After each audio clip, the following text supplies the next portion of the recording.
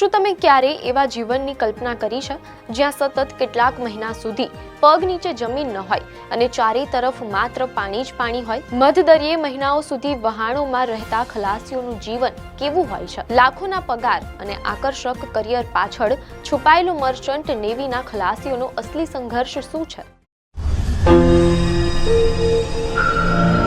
નમસ્કાર દર્શક મિત્રો, ધ લોકસત્તા શોમાં આપનું સ્વાગત છે. વિશાળ સમુદ્ર, ઉછળતા મોજા અને જ્યાં સુધી નજર પહોંચે ત્યાં સુધી દેખાતું માત્ર પાણી, આ એક એવું જીવન છે જે બહારથી જોવામાં જેટલું આકર્ષક લાગે છે, અંદરથી તેટલું જ જોખમો અને પડકારોથી ભરેલું છે. સમગ્ર વિશ્વમાં માલ સામાનનું પરિવહન કરતા જહાજો પર લાખો ભારતીય ખલાસીઓ કાર્યરત છે, જેમને મલ્લાહ પણ કહેવામાં આવે છે. તાજેતરમાં ઓમાનના દરિયાકાંઠે વેપારી જહાજ સેટબેલો પર અમેરિકન નૌકાદળે કરેલા હુમલામાં 3 ભારતીયોના મોત થયા હતા, જેણે દરિયાઈ સફર ખેડતા નાવિકોની સુરક્ષા અને તેમના કઠિન જીવન વિશે ફરી એકવાર ચર્ચા જગાડી છે. આખરે મહિનાઓ સુધી પરિવારથી દૂર રહીને આ ખલાસીઓ મધદરિયે કેવી રીતે જીવે છે, તેમને કેવા જોખમોનો સામનો કરવો પડે છે અને તેમનો પરિવાર કેવી રીતે પ્રતીક્ષા કરે છે, આવો જોઈએ આ ખાસ અહેવાલમાં. મીડિયા અહેવાલોમાંથી જાણવા મળેલ છે કે આંકડાઓ અનુસાર વિશ્વભરના વિવિધ જહાજોમાં લગભગ 3 લાખ ભારતીય ખલાસીઓ કાર્યરત છે. વિશ્વના નૌકાકર્મીઓમાં ભારતીયોનો હિસ્સો આશરે 17% જેટલો મોટો છે. સારી આવક, દુનિયાભરમાં ફરવાની તક અને પરિવાર માટે નાણાકીય સુરક્ષા જેવા પરિબળો યુવાનોને આ ક્ષેત્ર તરફ આકર્ષે છે. મીડિયા અહેવાલો અનુસાર ખલાસીઓના કહેવા મુજબ ટ્રેનિંગના સ્તરે માસિક આવક લગભગ ₹40,000 થી ₹50,000 સુધીની હોય છે. અનુભવ વધવાની સાથે તે ₹1 લાખથી વધુ થઈ શકે છે.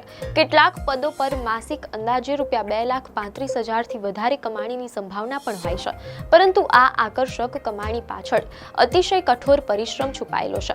મીડિયાના અહેવાલમાંથી જાણવા મળેલ છે કે નિવૃત્ત નાવિક શવુકારી નાગેશ્વર રાવે મીડિયા સાથેની વાતચીતમાં જણાવ્યું હતું કે કોમર્શિયલ નૌકાદળમાં કામ કરવું એ યુદ્ધમાં જવા જેવું હોય છે. જ્યારે કોઈ નાવિક જહાજ પર સવાર થાય છે ત્યારે તેણે સતત 6 થી 9 મહિના દરિયામાં વિતાવવા પડે છે. અહેવાલોમાંથી પ્રાપ્ત માહિતી મુજબ આંધ્રપ્રદેશના શ્રીકાકુલમ જિલ્લાના પોલાકી મંડલના કોથારેવુ દરિયાકાંઠાના ગામના વતની અને મર્ચન્ટ નેવીના નાવિક અરજાલા ચાંટીએ પણ મીડિયાને કહ્યું હતું કે નાવિકો માટે સમુદ્ર જ ઘર હોય છે. માત્ર ઇન્ટરમીડિયેટ સુધી ભણેલા અરજલા ચાંટી પોતાના પરિવારના ભરણ પોષણ માટે દરિયામાં મહિનાઓ વિતાવે છે.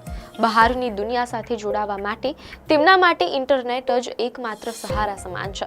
અરજલાએ જણાવ્યું હતું કે બહારની દુનિયામાં શું થઈ રહ્યું છે તેની માહિતી મેળવવાનો એકમાત્ર રસ્તો અમારા માટે ઇન્ટરનેટ હોય છે. અમે 24 કલાક જહાજ પર હોઈએ છીએ. જહાજો પર સેટેલાઇટ ઇન્ટરનેટ હોવા છતાં કંપનીઓ દર મહિને માત્ર 8 થી 20 GB ડેટા જ આપે છે. તેથી તેઓ ઇન્ટરનેટનો ઉપયોગ ખૂબ જ કાળજીપૂર્વક કરે છે. તેઓએ ઉમેર્યું કે તમારે તમારા ડેટાને સોના જેવો ગણવો પડે છે. સમુદ્રમાં જીવન માત્ર મુસાફરી કરવા પૂરતું સીમિત નથી હોતું. ભયાનક તોફાનો અને વિશાળ મોજા પણ તેનો એક હિસ્સો છે. મીડિયા અહેવાલો અનુસાર નાગેશ્વર રાવે જંગી મોજાઓમાં 18 દિવસ સુધી ફસાયેલા રહેવાના પોતાના કડવા અનુભવને યાદ કરતા કહ્યું હતું કે એ સમયે અમે યોગ્ય રીતે જમી પણ શકતા નહોતા. વાસણો સુદ્ધા એક જગ્યાએ પડ્યા રહેતા નહોતા. કેબિનમાં હોવા છતાં અમને એવું લાગતું હતું કે અમે પડી જઈશું. જ્યારે અરજલા ચાંટી કહે છે કે અમારી ચારે તરફ સમુદ્ર સિવાય કશું હોતું નથી, તેથી અમને ડર લાગે છે. જો મધદરિયે કોઈ નાવિક બીમાર પડે તો શું થાય? મીડિયા અહેવાલોમાંથી જાણવા મળેલ છે કે તે અંગે અરજલા ચાંટીએ જણાવ્યું કે કંપનીના ડોક્ટર ઉપલબ્ધ હોય છે.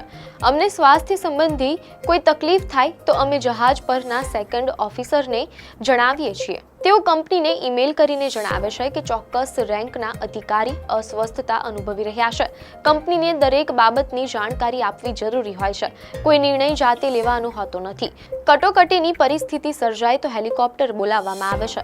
બીમાર નાવિકને નજીકના બંદર પર લઈ જવામાં આવે છે અને ત્યાંથી તેમને હોસ્પિટલમાં દાખલ કરવામાં આવે છે. મીડિયા અહેવાલોમાંથી પ્રાપ્ત માહિતી મુજબ મહિનાઓ સુધી જમીન જોયા વગર રહેતા ખલાસીઓ તાણ ઘટાડવા માટે જહાજ પર જ પોતાની એક નાનકડી દુનિયા બનાવી લે છે. મોટાભાગના જહાજો પર જીમ, ટેબલ ટેનિસ અને સ્વિમિંગ પુલ જેવી સુવિધાઓ હોય છે.